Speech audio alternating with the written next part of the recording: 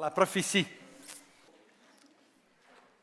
À tel autre la prophétie, nous disent les Écritures.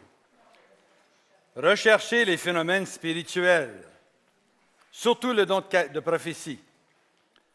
Je voudrais que vous parliez tous en langue, mais plus encore que vous prophétisiez. La prophétie n'est pas pour les non-croyants, mais pour ceux qui croient. Recherchez le don de prophétie et n'empêchez pas de parler en langue. Voilà quelques-unes des directives reçues des Saintes Écritures de l'Épître aux Corinthiens, chapitres 12, 13 et 14. Prophétiser, ça veut dire parler au nom de Dieu. C'est être son porte-parole. En fait, le mot prophète vient du mot hébreu nabi, nabim, qui veut dire bouche. C'est la bouche de Dieu. Définition. La définition des Saintes Écritures est la suivante. Celui qui prophétise parle aux hommes. Il bâtit, il exhorte, il réconforte. Il bâtit l'Église. Alors, regardons ces quatre mots. Celui qui prophétise parle aux hommes, il bâtit la construction. On y reviendra. Celui qui prophétise parle aux hommes, il exhorte. Exhorter veut dire exciter, encourager par ses paroles. Il s'agit d'inviter les gens à se rapprocher de Dieu. Celui qui prophétise parle aux hommes, il réconforte. Le rôle de la prophétie est d'encourager, d'apporter un soutien, un secours, une consolation. Elle veut aider quelqu'un à porter ou supporter une épreuve. Elle désire redonner de l'espoir, du courage. Je vous donne ici l'opinion du père Conklin, de Kenneth Hagin, un pentecôtiste, de Monseigneur Albert Marie de Montléon. Il a écrit ses textes alors qu'il était prêtre. Maintenant, il est évêque en France. Le père Vincent Walsh, aussi, son texte est ici. Ce que la prophétie n'est pas. La prophétie n'est pas prédiction, ce n'est pas prédire l'avenir, et ce n'est pas prédication. Des fois, à l'intérieur d'une prophétie, il y a une prédiction, on parle de l'avenir. Mais à ce moment-là, la prophétie sert de véhicule, puis c'est une parole de sagesse qui a un élément de futur dans la parole de sagesse. Et la prophétie n'est pas la prédication, mais des fois, quand quelqu'un prêche, tout à coup, une inspiration qui vient, il abandonne son texte, puis là, son cœur parle, puis le Seigneur nous parle. On sait à ce moment-là que c'est une parole prophétique qui passe, c'est durant un enseignement. Mais un enseignement n'est pas une prophétie. En fait, les fonctions de l'un sont différentes de l'autre. Comme on vient de voir, celui qui prophétise encourage, il exhorte, il bâtit. Mais celui qui prêche, ce n'est pas la même chose, il annonce la bonne nouvelle. D'ailleurs, on n'est pas converti par des prophéties. On est converti par la prédication. Le rôle de la prédication, c'est la conversion, pas la prophétie. La Bible dit, ce n'est pas par la folie de la prophétie que nous sommes sauvés. La Bible dit, il a plu à Dieu de sauver les croyants par la folie de notre prédication. Alors, les charismes nous sont donnés pour attirer l'attention des gens, non pour les sauver. La prophétie est dans la Bible, mais la Bible est la parole de Dieu, donc c'est là qu'on en trouve des prophéties dans la Bible. Toutes les paroles de Jésus sont des paroles prophétiques, parce que Jésus parlait toujours au nom de son Père. Ce qui caractérise Jésus, ce n'est pas son sens d'initiative, c'est son obéissance. Jésus obéissait en toutes choses à son Père. Pendant ces 3 années publiques, il ne faisait rien sans que son Père lui dise. Il ne disait rien sans l'entendre de son Père. Il était conduit par l'Esprit Saint.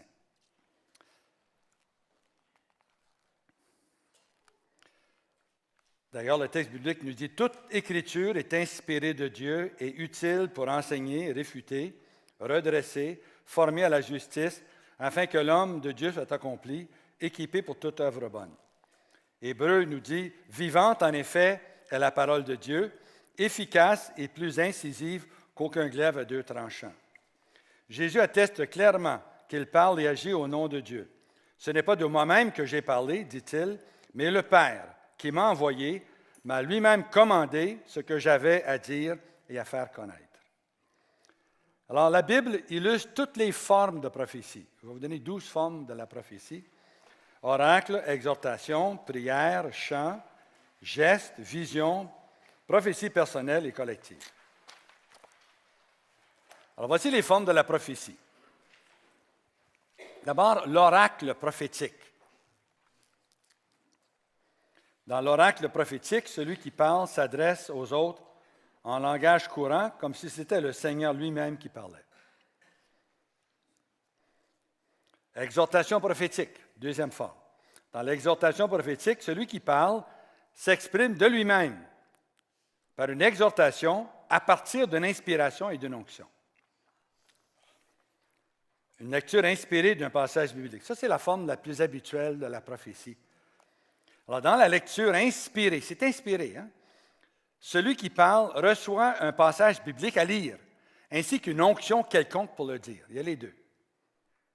Des fois, dans votre temps de prière, vous êtes frappé. Vous lisez un texte, puis vous y revenez, puis vous buvez ce texte-là, vous êtes saisi par le texte. Et puis ensuite, ça vous donne de la force pour la journée. Puis le lendemain soir, vous avez votre réunion de prière, puis vous êtes là, puis tout à coup, vous vous rappelez la parole, vous la retrouvez, puis vous la dites au groupe. C'est une prophétie que vous donnez. Prière prophétique ou inspirée. Quatrième. Dans la prière prophétique, celui qui parle perçoit que le Seigneur lui donne une prière à dire tout haut. Il fait une prière prophétique. Il la dit et laisse la puissance de l'Esprit Saint faire le reste. Cinquièmement, une vision prophétique. Dans la vision prophétique, celui qui parle reçoit une vision avec ou sans son interprétation. Alors, il le partage tout simplement avec les autres en donnant une description objective de ce qu'il a vu et entendu, avec une interprétation qu'on reçoit aussi du Seigneur. Les gestes prophétiques. Une fois, j'étais à un congrès, et puis, entre deux conférences, il y a un homme, très bien habillé, cravate, puis il monte sur l'estrade. Puis il s'en vient, puis je le connaissais bien, c'était un ami, puis je savais qu'il était un homme qui prophétisait. Là, il monte sur l'estrade, là, il enlève son manteau d'habit, là, puis il jette ça à terre. Il regarde la foule, parce que tu s'en vas. Alors, tout le monde se regardait, tu sais. Alors, j'ai demandé, moi, j'étais l'animateur, pourquoi tu fais ça? Il dit, je ne sais pas. Le Seigneur m'a dit de le faire, puis je l'ai fait. Alors, une religieuse, ensuite, monte au micro, que je connaissais bien, Sœur Dolores, puis elle vient au micro, puis là, elle dit, on est trop chargé d'affaires. On est trop attaché à nos affaires, à nos bébelles. Le Seigneur nous dit, dépouillez-vous pour bien me servir. Hein, c'était fort, hein? Alors, le Seigneur a attiré l'attention par le geste, puis ensuite, la prophétie est venue là, pour... Alors, c'est le geste prophétique. L'initiative du geste prophétique appartient au Seigneur. Après qu'il en a reçu l'inspiration et l'onction, celui-là pose le geste que le Seigneur lui demande, avec ou sans parole, selon l'indication que l'Esprit Saint lui a donnée. Septièmement, le chant prophétique. Dans le chant prophétique, le Seigneur donne de très belles paroles et mélodies qui décrivent la bonté de Dieu, son amour, sa majesté, qui poussent l'assemblée à bénir Dieu et à le louer d'une manière irrésistible. C'est beau ce qui arrive. En fait, il n'y a pas tellement longtemps, j'étais à un endroit pour donner une session, et puis, en fait, c'est Monique Larochelle, vous la connaissez, Monique? Alors, elle vient, puis on m'imposait les mains, puis elle a commencé à prophétiser sur moi en chantant une belle mélodie, une belle prophétie. C'est très beau, c'est touchant et c'est inspirant. Des fois, l'interprétation des langues, quelqu'un donne un message en langue tout seul, à voix haute, ensuite quelqu'un l'interprète. Des fois, l'interprétation, c'est une prophétie. Mais pas toujours, ça peut être autre chose. Neuvièmement, la prophétie peut contenir une révélation, une parole de connaissance, une parole de science, même un discernement des esprits. La prophétie est le véhicule habituel d'une parole de sagesse et d'une parole de connaissance. Dixièmement, la prophétie pour une personne en particulier, une prophétie personnelle. J'en parlerai tantôt plus longuement. Le Seigneur adresse des prophéties à un individu. Ces paroles le toucheront et lui reviendront souvent à l'esprit au milieu d'épreuves pour lui apporter un renouveau de force et de paix. Onzième forme de prophétie, c'est l'enseignement ou prédication prophétique. Il arrive par moment que dans un enseignement ou une prédication, il y a un élément de prophétie. 12e forme, même une prophétie pour soi-même. Moi, je connais une religieuse, Mimi, on l'appelle ça, Janine Dignard. Elle m'a souvent dit ça. Elle est toute seule à la chapelle. Elle a un beau charisme de prophétie, très beau. Et puis là, elle est toute seule, puis elle prie, puis tout à coup, elle sent l'onction. Elle a des paroles qui montent en elle. Elle regarde autour, voir s'il y a quelqu'un là. Elle est toute seule dans la chapelle. Alors, elle a appris à le dire, puis elle écoute ce qui sort de sa bouche. Puis c'est pour elle. Puis c'est touchant, puis c'est beau, puis c'est affirmant. Alors, le Seigneur peut t'adresser une parole à travers ta propre bouche.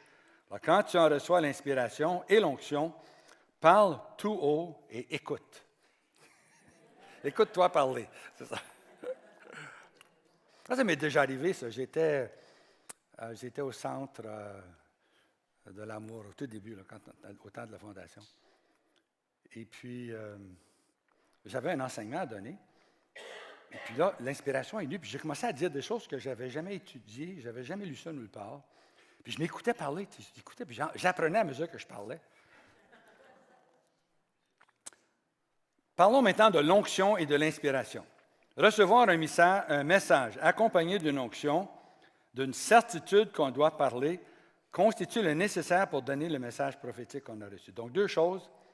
On reçoit un message, ça c'est l'inspiration, et une onction pour le dire. Alors, regardons ça. L'inspiration d'une prophétie nous vient, selon le Père Coughlin, d'une de trois façons. Parfois, celui qui parle reçoit tout le message, ou bien il ne reçoit que quelques mots, ou il ne reçoit que le sens du message prophétique. Ensuite, c'est aussi accompagné de ce qu'on appelle une onction, qui varie d'une personne à l'autre, une onction. L'onction, c'est l'Esprit Saint, c'est la présence de l'Esprit Saint. Pour un, ce peut être une sensation qui monte et descend son épine dorsale. Pour un autre, une sensation de chaleur partout. Pour un autre, son cœur commence à battre très vite, et sa respiration. Alors, le Seigneur lui fait sentir sa présence pour lui dire « Je veux que tu parles ». Alors, il dit qu'il est dans la tête. On doit avoir les deux pour prendre la parole.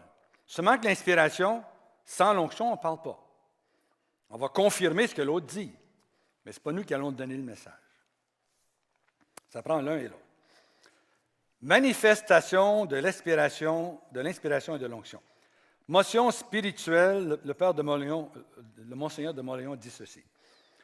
Motion spirituelle souvent impromptue, fragile ou persistante, l'inspiration dans le charisme de prophétie se manifeste le plus souvent comme une parole ou une image intérieure, tantôt forte, tantôt fragile, que celui qui la reçoit se sent poussé à dire, ça c'est l'onction, à transmettre au nom du Seigneur, et dont les expressions sont extrêmement multiples et variées, brèves ou développées, parlées, écrites ou même chantées.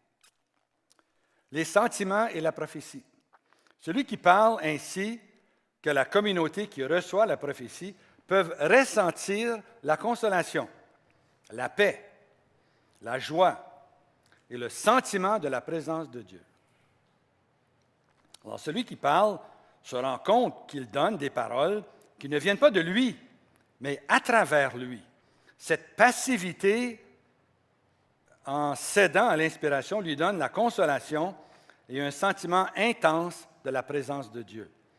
Et la communauté ressent le respect et la gratitude que le Seigneur vienne leur parler.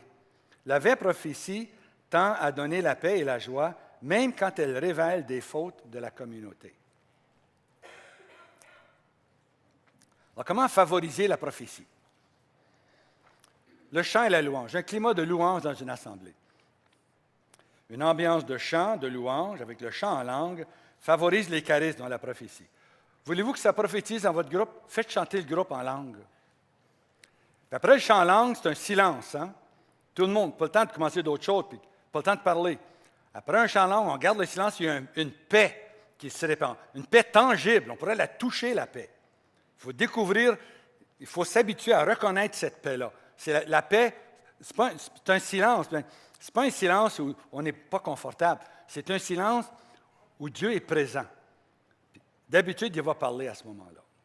Ça favorise la prophétie.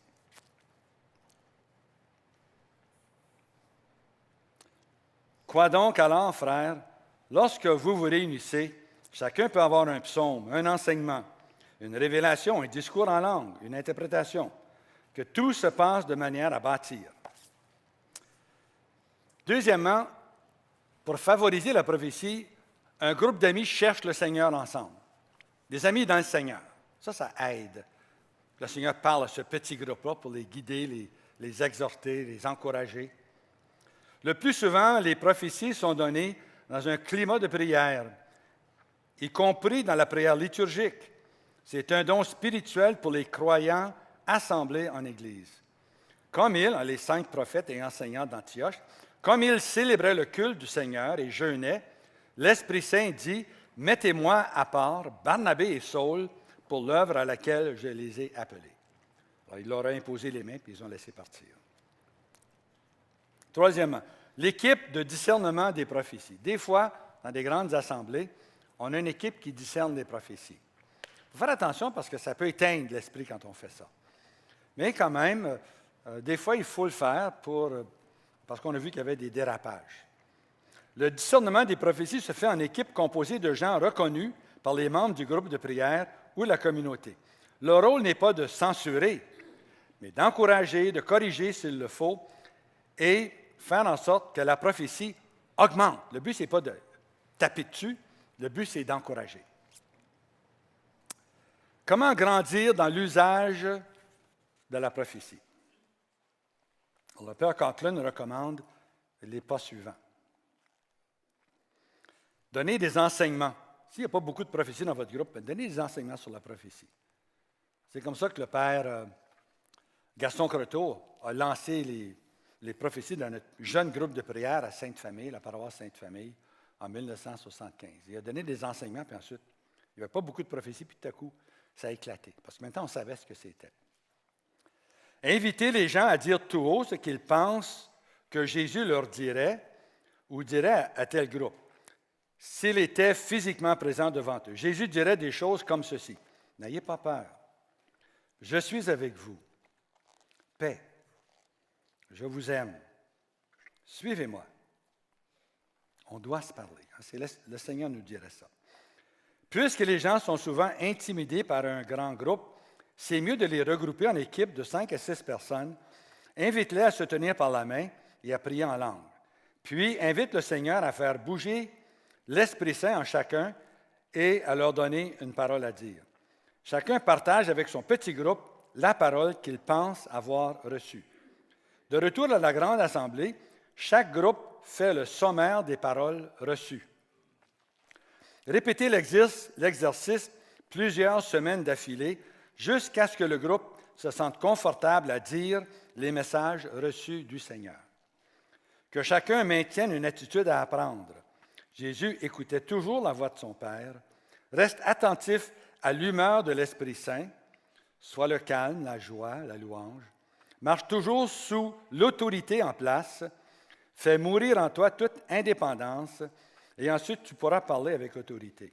Sache attendre le Seigneur, car ça prend du temps avant qu'il n'accomplisse sa parole dans les gens. Ne juge jamais. Dieu seul jugera. Ce n'est pas ta place d'accomplir la prophétie, mais c'est à Dieu de le faire. Ton rôle est de la donner de la façon que le Seigneur te le demande. Garde pur ton esprit, ton cœur, pardonne, libère-toi du passé. Celui qui prophétise ne doit jamais le faire par mauvaise motivation. Évite toute compétition prophétique. N'essaye jamais de contrôler les autres par la prophétie. N'expose jamais publiquement le péché d'un autre par la prophétie. Reçois la vision de Dieu et annonce-la avec amour. Quelques mots sur la non-prophétie et la fausse prophétie. Alors, comment reconnaître l'authenticité d'une prophétie? Le père de Montléon, Monseigneur de Montléon, dit « L'authenticité de ces paroles se discerne généralement à leur justesse de ton, à leur affinité avec l'Écriture et l'enseignement de l'Église, ayant ce qu'elles touchent au cœur celui ou ceux à qui elles sont destinées. Le Père Coughlin dit que les auditeurs de messages prophétiques ont un témoignage intérieur qui confirme l'origine et la vérité ou l'erreur du message reçu. Je lui donne ici quelques caractéristiques. 2 mots sur la non-prophétie. La non-prophétie, c'est un énoncé d'habitude pieux, même scripturaire en forme, qui procède de la personne qui parle plutôt que de l'Esprit Saint. Ordinairement, il est inoffensif au groupe. On le reconnaît car il manque de puissance pour bâtir la communauté ou pour encourager les membres. C'est le Père Walsh qui nous dit ça. Dans un tel cas, les responsables du groupe, lorsqu'ils s'en rendent compte que c'est toujours la même personne qui donne des non-prophéties, il le fait parce qu'il entend d'autres prophéties, puis il dit, j'aimerais ça faire ça. Là. Il pense que ça vient de sa raison, alors il en fait il en fait une. Pas par méchanceté, c'est par ignorance. Alors, il faut l'instruire. On le prend en part, on laisse passer, lorsqu'il s'en rend compte, il laisse passer ses non-prophéties et privément approche ces gens pour les instruire et les former face à l'onction et à l'inspiration requise pour la prophétie. On les encourage à utiliser la forme de la prière personnelle plutôt que prophétique. Qu'ils fassent une prière avec leurs pensées plutôt qu'une prophétie. Troisièmement, la prophétie modifiée. Ça, on voit ça souvent, ça. La personne ajoute du sien. Soit un message authentique du Seigneur, il le complète avec ses idées. Hein? Il trouve que c'est pas assez clair, alors il en ajoute. Alors, tout comme l'eau passant par un tuyau rouillé sortira rouillée, ainsi une vraie prophétie peut être modifiée par celui qui la donne. Ce mélange dilue la force du message jusqu'au point parfois d'être agaçant. Alors, certains reçoivent une onction ou une inspiration de l'Esprit Saint. Ils commencent à donner la prophétie, mais en cours de route, ils y mêlent certains éléments personnels. Par exemple, leur bagage théologique. Ils ont pris des cours, eux autres. Ils la complètent. Leurs pensées, des pensées belles et pieuses, mais l'Esprit Saint ne leur demandait pas de dire ça, mais il l'ajoute. Leur état émotif, des problèmes personnels. Hein, ils vivent un problème, ils ajoutent ça dans leur prophétie. L'ambiance où ils se trouvent, surtout s'il y a des problèmes, ils veulent corriger. Ils commencent une prophétie, puis là, ils se rappellent qu'il y a des chicanes. Ils parlent contre la chicane. Ça ne vient pas du Seigneur, c'est lui qui veut corriger le groupe. Ou bien, ils donnent un enseignement qu'ils pensent que les autres devraient entendre. Il y a vraiment un message, puis ensuite, ils ajoutent un enseignement à la queue de la prophétie. Finalement, il y a la fausse prophétie. La fausse prophétie est un énoncé qui contredit les Écritures ou le magistère de l'Église en matière de foi ou de mœurs, ou qui vient d'un esprit mauvais, d'un démon, et apporte de nombreux effets mauvais tels qu'une perturbation dans la soirée de prière ou la confusion parmi les responsables et les membres du groupe. Alors, elle survient soit à partir d'une personne impliquée dans l'occultisme. Des fois, un type qui participe à des séances, il est médium, il vient à l'assemblée, puis il donne des oracles, mais pas du Seigneur, du démon.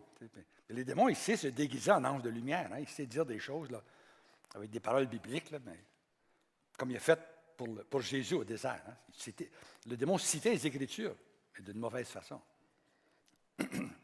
Soit à l'intérieur d'un groupe qui cherche des prophéties spectaculaires. Il y a des groupes qui veulent, ils ont soif, puis ils veulent des choses sur la fin des temps, puis le retour du Christ, puis l'apparition de l'Antichrist. Puis ils veulent ça. Alors, le démon en profite, puis il fait sortir des prophéties. Le démon, il fait sortir des prophéties sur ça. Le pape, c'est le dernier pape, il n'y en aurait plus après lui. Le prochain pape, c'est l'Antichrist. Hein, puis on a vu ça. Avec chacun des papes qui sont venus depuis Vatican II, là, on a toujours eu cette prophétie-là. Moi, je recevais des courriels régulièrement. Là, c'est un faux pape. Le prochain, c'est un faux pape. Hein? Avez-vous vu ça, vous autres? C'est des fausses prophéties. Hein? Fausse prophétie aussi peut survenir dans un groupe qui s'est ouvert au mal par la querelle, la haine, la critique négative, la plainte ou un autre péché. On reconnaît la fausse prophétie surtout par ses effets. Elle agite, Elle cause de l'anxiété et mène l'Assemblée ou certains de ses membres à s'éloigner de la volonté de Dieu. Alors, si le message prophétique décourage les gens, les insulte, les démolit, c'est probablement une fausse prophétie. Parce que la prophétie est donnée pour bâtir, exhorter, encourager. Elle n'est pas donnée pour insulter, diviser, décourager. C'est juste le contraire de la prophétie. Alors, voici des exemples de mauvaises prophéties. Ta mère va mourir d'ici 6 mois. C'est comme une malédiction, hein? Ce n'est pas une prophétie. Ton époux va te quitter d'ici 1 an. Les diseuses de Bonaventure disent ça. C'est des malédictions. Tous les matins, dit le bonhomme, j'attends que le Seigneur me donne une prophétie pour me dire quelle cravate je devrais porter aujourd'hui. Il va recevoir une prophétie, mais ça ne vient pas du Seigneur. Non? Tu peux prendre tes décisions pour ta cravate. Sauf des gens comme moi qui sont daltoniens, moi, je dois me fier à ma femme pour choisir ma cravate.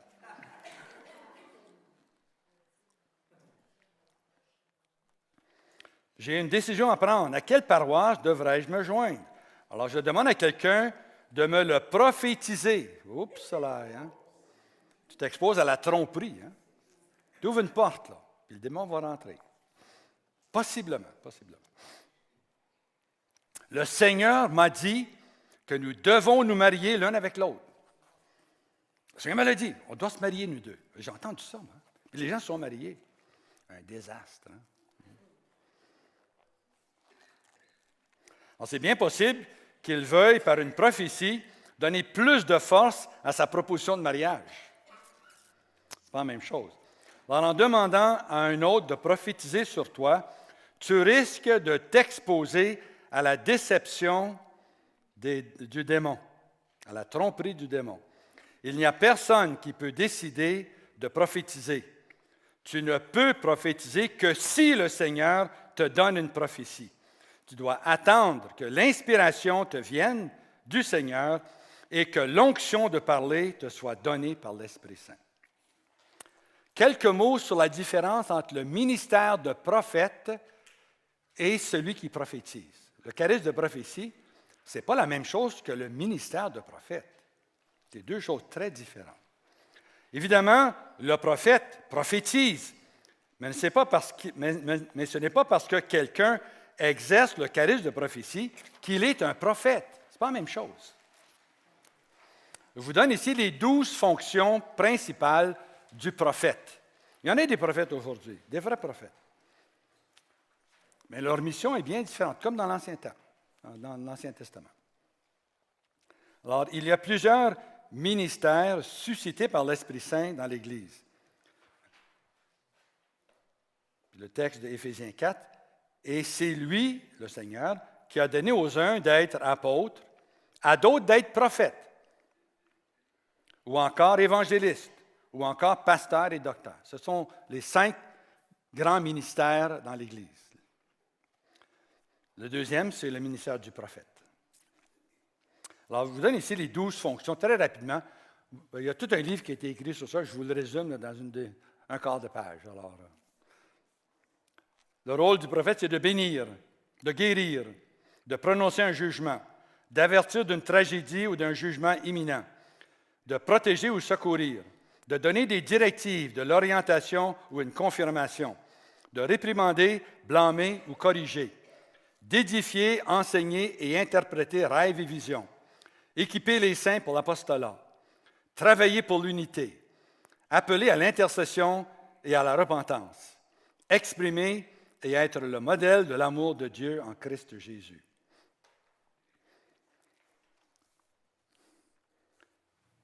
Quelques mots maintenant, puis c'est avec ça que je vais finir, je pense, c'est bien ça. Les prophéties personnelles et les prophéties directives. Directives, le Seigneur te dit quoi faire. Alors, examinons ça. Ça existe, c'est vraiment des bonnes choses. On voit ça souvent dans la Bible. Mais c'est dangereux au max. Hein? Il faut vraiment bien discerner. Alors, le texte ici de 1 Corinthiens 14, « Si tous prophétisent et qu'il entre un non-croyant ou un non-initié, le voilà repris par tous, jugé par tous, les secrets de son cœur deviennent manifestes et ainsi, tombant sur la face, il adorera Dieu, annonçant que Dieu est réellement parmi vous. » C'est un des rôles de la prophétie dans une assemblée de prière, surtout pour les nouveaux qui arrivent, le Seigneur. En fait, c'est le Père Sirard, dans son témoignage. Il y avait dans sa lettre, il y avait dans sa poche une lettre pour sa démission comme prêtre et puis comme membre de son ordre religieux. Il allait se marier, sacrer son camp. Il en avait son voyage. Et puis, il a décidé d'aller à une retraite avec le Père Jean-Paul Régimbal à Mont-Plaisant. Vous avez entendu le témoignage du Père Sirard? OK, alors, il évitait 2 grosses femmes. Sœur Jeanne Bizier puis Rose Catudal. Il ne voulait pas que ces 2-là lui parlent. Puis tout à coup, par accident, en montant un escalier ou en tournant un coin, paf, il tombe face à face avec l'une des 2. J'oublie laquelle. Puis elle lui dit, tu sais, les 2 lettres que dans ta poche, là, tu ne seras pas obligé de les envoyer. Va te confesser. Je pense que c'est ça qu'elle lui a dit. Ça a changé toute sa vie. Hein? Ça a changé toute sa vie. C'était des prophéties personnelles. Hein? C'était pour lui. Prophétie personnelle. La prophétie personnelle est un message de Dieu pour une personne en particulier au sujet du présent ou de l'avenir. Souvent, il s'agit d'une parole de connaissance à l'intérieur d'une prophétie. Quand ça concerne l'avenir, c'est une parole de sagesse. Alors, l'important, vous ne devez jamais rechercher ça.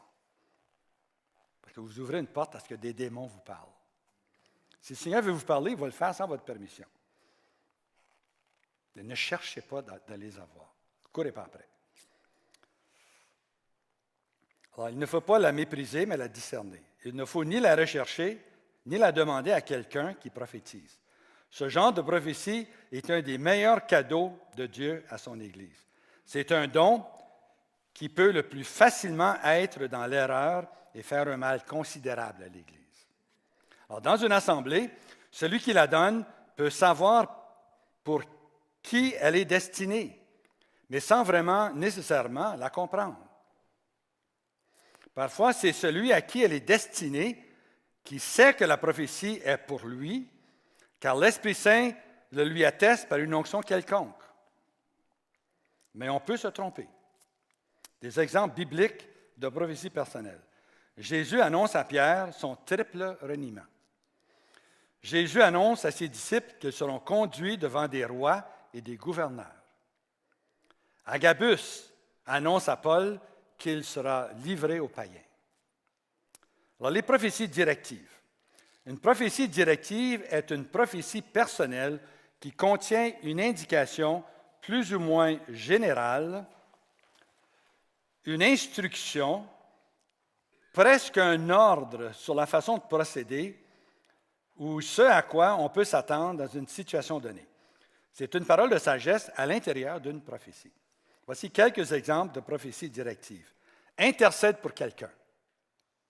Avertis quelqu'un d'un danger imminent.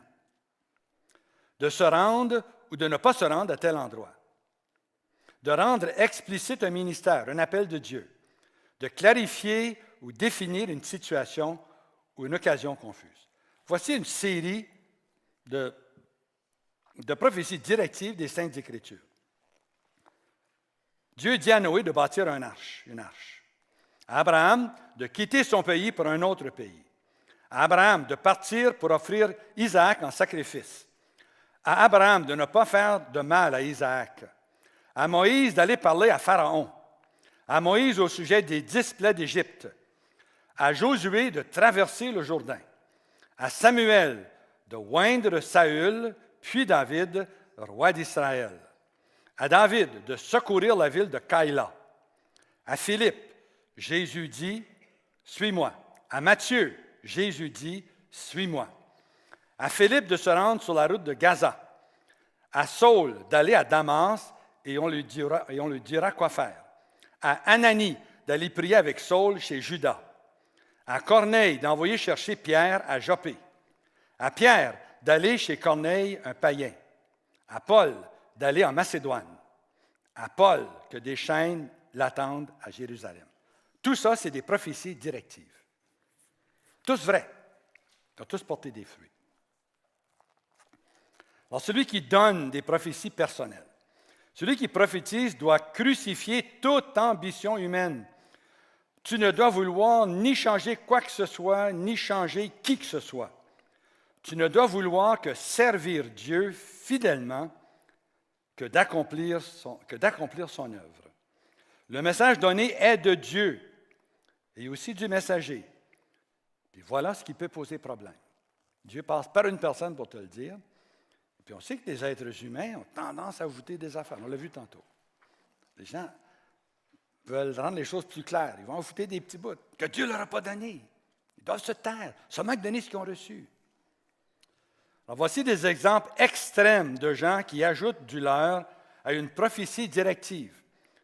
Personne n'a le droit de dire les choses suivantes à quelqu'un d'autre. Tu es guéri. Ça peut être une parole prophétique, une parole de connaissance. Tu es guéri. Mais il n'y a pas le droit de dire tu peux arrêter de prendre tes médicaments. Tu n'es pas un médecin, tu n'as pas à faire des prescriptions médicales. Le Seigneur t'appelle à un ministère. Ça peut être très vrai. Quitte ton emploi. Il n'y a pas d'affaire à dire ça. L'appel au ministère, ça peut être dans 10 ans. Ça peut être dans 20 ans. Hein? Pas de suite. Dis pas à quelqu'un de quitter sa job. Il a besoin pour sa famille et son bien-être. Comprenez? Le Seigneur t'appelle à vivre en paix. Tu es dans une situation abusive, quitte ton conjoint. Une seconde, là. Tu n'as pas d'affaire à dire ça. Ta situation est abusive, il faut le dire à la personne, il faut qu'elle en prenne conscience, mais c'est sa vie, puis elle doit prendre ses décisions. En fait, c'est contre la loi de dire ça à quelqu'un. Quitte ton conjoint. La sainte liberté des enfants de Dieu.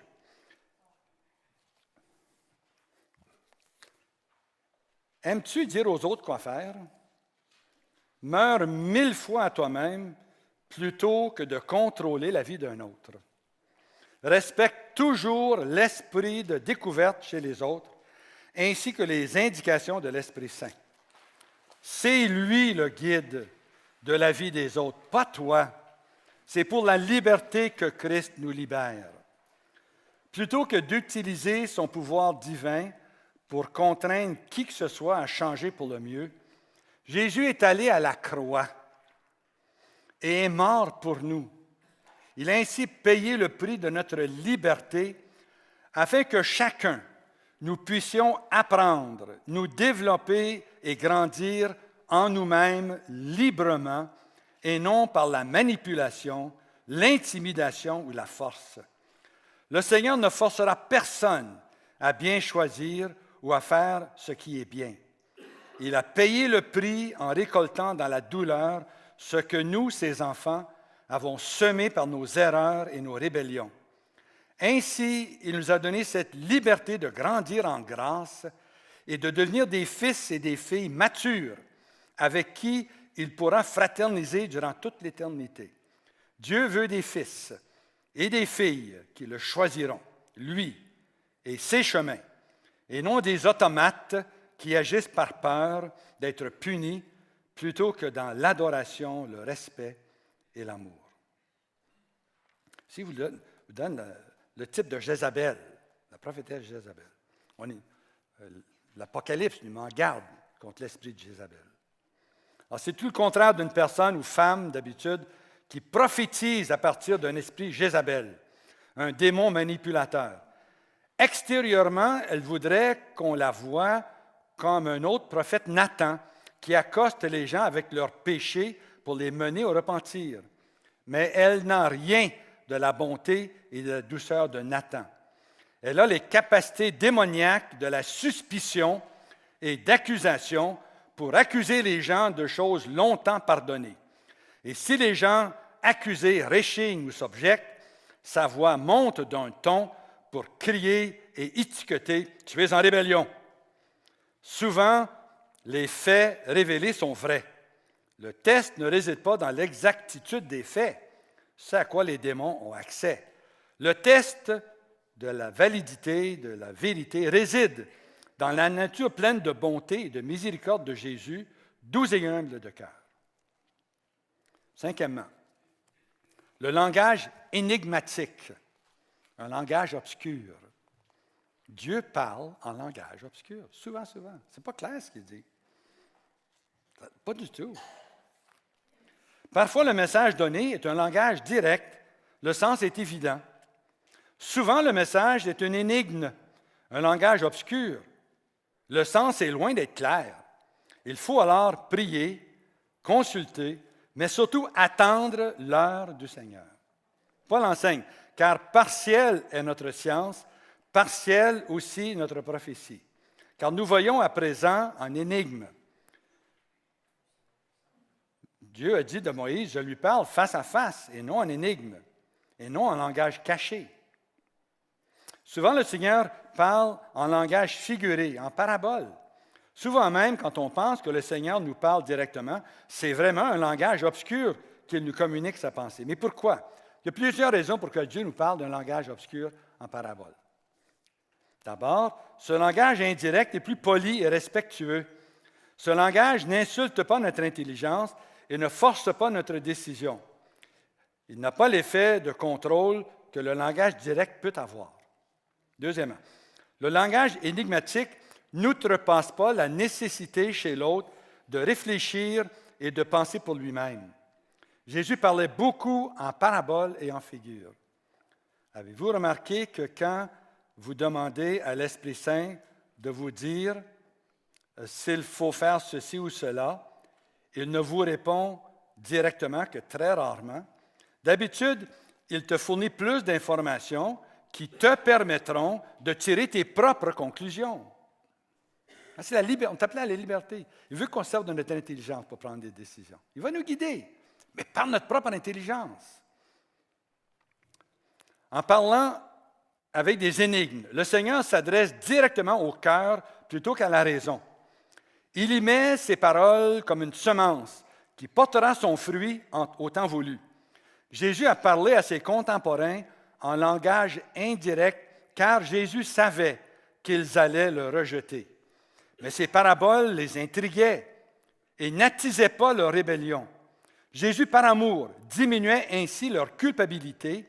Il semait dans leur cœur des paraboles qui prendraient vie plus tard, après un changement de cœur. Avec nous aussi, Dieu veut prévenir la hâte à passer à l'acte après une prophétie directive. Il veut que nous sachions venir à lui dans la prière, patiemment, intimement, jusqu'à ce qu'il soit prêt à nous révéler ce qu'il a caché de notre raison, mais semé dans nos cœurs. Alors, je vous dis qu'il se sert de symboles, et puis des fois, les symboles ont un sens ou dans l'autre. Il faut le discerner chaque fois. Il n'y a pas de vérité absolue aux couleurs et aux symboles qu'il nous donne. Sixièmement, interprétation de prophéties personnelles et directives. Alors, si on te prophétise quelque chose qui changera dramatiquement ou drastiquement ta vie et tes relations personnelles, n'agis pas avec précipitation. Énerve-toi pas. Attends de recevoir des confirmations non équivoques. Obtiens les meilleurs conseils que tu peux, de ton conjoint surtout, d'un prêtre, de personnes sages et expérimentées. Ne fais rien par toi-même pour aider le Seigneur à réaliser cette prophétie. Laisse au Seigneur le soin de l'accomplir. Par exemple, le message d'Agabus à Paul illustre bien la nécessité de bien discerner la prophétie directive que l'on reçoit. Est-ce que le Seigneur l'en avise pour qu'il évite de se rendre à Jérusalem ou pour qu'il soit prêt quand ça va lui arriver à Jérusalem? C'est quoi le but du Seigneur?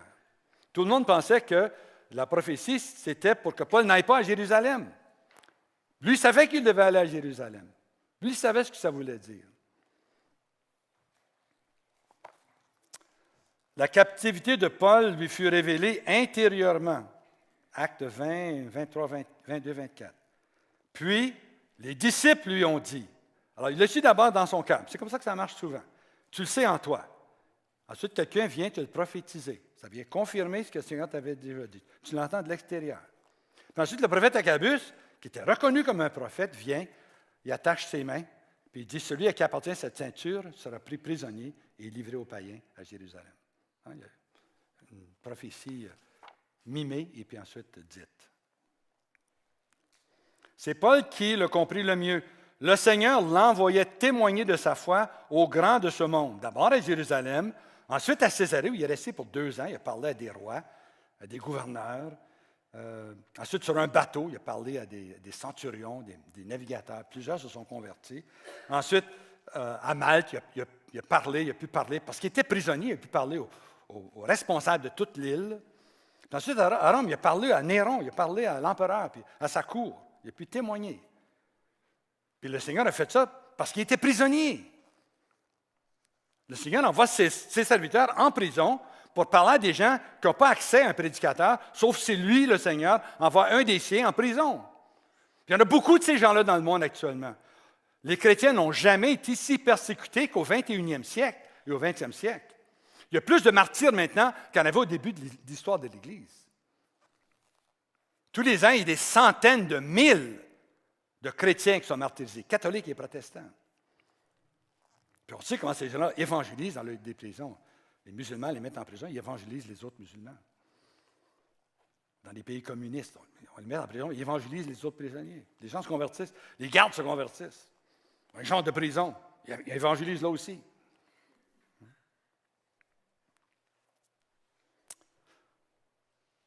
Dieu parle à l'individu de différentes façons et avec une variété d'intensité. Parfois, son message est clair, défini, même irrésistible ou impérieux. Des facultés humaines sont saisies par Dieu d'une façon si puissante qu'il n'y a presque pas de place pour l'erreur humaine ou le malentendu. Parfois, son message n'est que partiel. L'illumination est donnée avec une grande douceur. En pareil cas, tu dois prendre conscience que tout n'est pas encore assez clair. L'heure n'est pas arrivée de passer à l'action. Ce serait une erreur de trop déduire du message. Alors, si tu reçois un tel message par un autre, tu dois être conscient que des gens qui prophétisent ajoutent parfois à leur prophétie. Le message n'est pas nécessairement pur. La pensée humaine, activée par une touche divine, peut continuer à générer des idées après la cessation de la touche divine. Souvent, par bonne volonté, les gens qui prophétisent veulent aider le Seigneur à être plus clair. Hein? C'est ça, ils veulent passer clair. Veuillez aider au Seigneur. Moi, je le sais, tu sais ce que ça veut dire. Ils veulent aider celui qui reçoit le message à mieux le comprendre. Parfois, ceux qui prophétisent ne comprennent pas que souvent le Seigneur parle avec obscurité pour la simple raison que l'heure n'est pas encore arrivée. Le Seigneur nous prépare longtemps à l'avance. Deuxièmement, être conscient qu'il y a encore des éléments inconnus dans le message. Par exemple, quand, comment, par qui, c'est pas dans le message, ça. La raison humaine ne saisit les éléments d'une révélation que graduellement. Souvent, il y a des choses qu'on ne sait pas encore, des choses qui ne sont pas encore en place. On doit attendre le Seigneur, son heure. Si ce n'est pas clair, c'est parce que ce n'est pas l'heure. Il ne t'appartient pas de faire en sorte que la prophétie se réalise. C'est Dieu qui les mettra en place à sa façon, à son heure. Que ce soit une prophétie que tu vas être un enseignant, que tu vas être prophète, que tu vas fonder une communauté, etc. Fonde pas ta communauté demain ou cet après-midi. Pas le temps. Il annonce ça 10, 15, 20 ans d'avance. Cours pas trop vite. Tu vas t'enfarger puis tu vas te faire bien des ennemis. Tu en avoir des. C'est pas l'heure. Attends ton heure. Attends l'heure du Seigneur. Si lui a dit qu'il allait faire ça avec toi, c'est lui qui va rendre la chose possible au temps voulu. Tu n'as pas à défoncer des portes pour y arriver. Le Seigneur va défoncer les portes, va les ouvrir quand c'est l'heure. Tu n'as pas besoin d'aider le Seigneur. Prenez le cas d'Abraham. Dieu a dit, tu vas avoir un enfant, une descendante. Il avait 75 ans. Il a cru Dieu, puis il a changé de pays. Il attendait son enfant. Il n'en avait pas. Dieu lui apparaissait, puis il disait à Dieu, mais écoute, je n'ai pas d'héritier, c'est mon serviteur qui va hériter de moi. Le Seigneur disait, non, tu auras un enfant. Alors, sa femme, Sarah, pour aider le bon Dieu, écoutez, elle avait 77 ans à ce moment-là. Elle figurait que c'était un peu passé son heure. Elle ne connaissait pas la puissance de Dieu. Alors, elle dit, écoute, Abraham, là, il faut aider le bon Dieu un peu. Là. Il a dit que tu aurais un enfant. Écoute bien, j'ai une servante, une Égyptienne, là, Agar. Je vais te la passer. C'est ma servante, son enfant, ça va être mon enfant. Puis c'est comme ça que Dieu va te donner un descendant. Abraham était un peu confus, il dit, bon, OK. Alors, il a couché avec Agar, et puis il a donné naissance à Ishmaël, le père de tous les Arabes.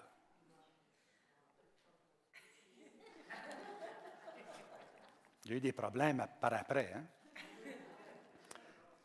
Quand Sarah avait 90 ans et quand Abraham avait 99 ans, hein, Dieu a dit, maintenant c'est le temps. Je vais te donner un enfant par Sarah. Mon heure est arrivée. Tu vas avoir un enfant de la promesse. Puis Sarah, quand elle a entendu ça, elle a commencé à rire. Puis Dieu a dit, pourquoi Sarah rit-elle? Y a-t-il quelque chose d'impossible à Dieu? Hein? Un an plus tard, Sarah portait un enfant et ils l'ont nommé Isaac. Isaac veut dire « j'ai ri hein? ». Je ris, tu ris, il rit, c'est ça. Je ris. L'humour du Seigneur. Hein? Le Seigneur peut donner un enfant à une femme de 90 ans et un homme de 100 ans. Ça ne dérange pas, le Seigneur il est tout puissant. Rien n'est impossible à Dieu. Rien n'est impossible à celui qui croit en Dieu. Tout est possible pour celui qui croit. Qu'est-ce qui se passe en bas ici? Là? Des rires, deux femmes rient. Qu'est-ce qui se passe? Je ne m'arrête pas à ça. Là.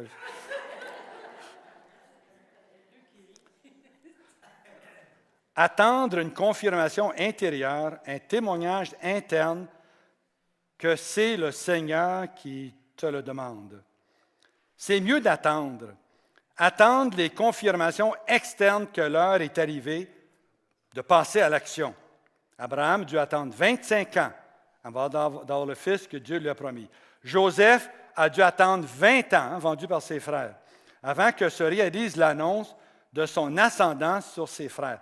David dut attendre 17 ans avant que le peuple confirme l'onction royale que Samuel lui avait confiée à l'âge de 12 ans. Il avait 30 ans quand il était assis sur le trône à Hébron. C'est que le temps, c'est une épreuve de la foi. Une des épreuves de la foi, c'est le temps. C'est pour ça que, pour obtenir la réalisation des promesses de Dieu, ça prend la foi et la persévérance. La persévérance, l'un et l'autre. Sans la persévérance, la foi ne tient pas. Il faut avoir la foi, tenir jusqu'à ce que ça arrive. Si Dieu le dit, lui veille sur sa parole pour l'accomplir. Alors, il y a des circonstances qui sont en elles-mêmes des sauvegardes pour la prophétie directive. Par exemple, la parole reçue correspond aux responsabilités actuelles de ton état de vie. C'est un bon signe. Tes relations interpersonnelles sont très bonnes avec la personne qui te prophétise. Ce n'est pas un étranger. Tu connais son cœur, son attachement au Seigneur, sa vie de foi et de prière. Vous priez régulièrement ensemble. Celle qui prophétise sur toi, tu la connais. Tu sais que c'est un homme ou une femme de Dieu. Ce n'est que graduellement que la prophétie directive se développe, alors que Dieu confirme à maintes reprises ce qu'il veut que tu fasses avant que tu commences. Puis les prophéties directives entrent dans un contexte prophétique. À mesure que vous priez ensemble et à mesure qu'ensemble vous exercez un ministère charismatique, Dieu peut graduellement vous donner le sens de son plan. Puis finalement, la prophétie directive correspond au témoignage intérieur que tu reçois dans ton cœur. Il y a une harmonie entre la façon interne et externe que le Seigneur te conduit. Si un prophète vient me dire, ou quelqu'un qui prophétise vient me dire, le Seigneur te demande de faire ci ou cela, moi je dis merci.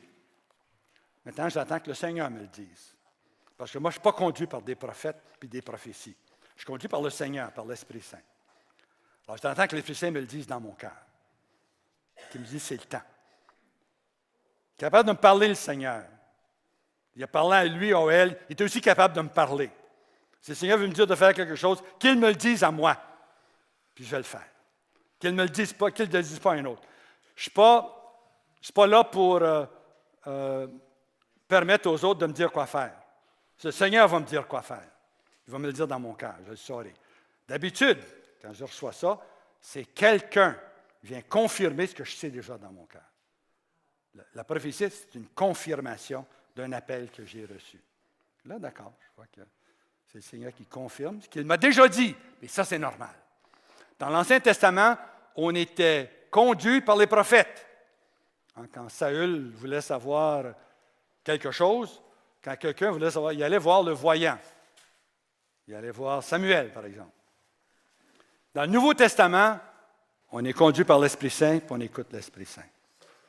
Et ça, c'est la façon que fonctionnent les directives, les prophéties directives.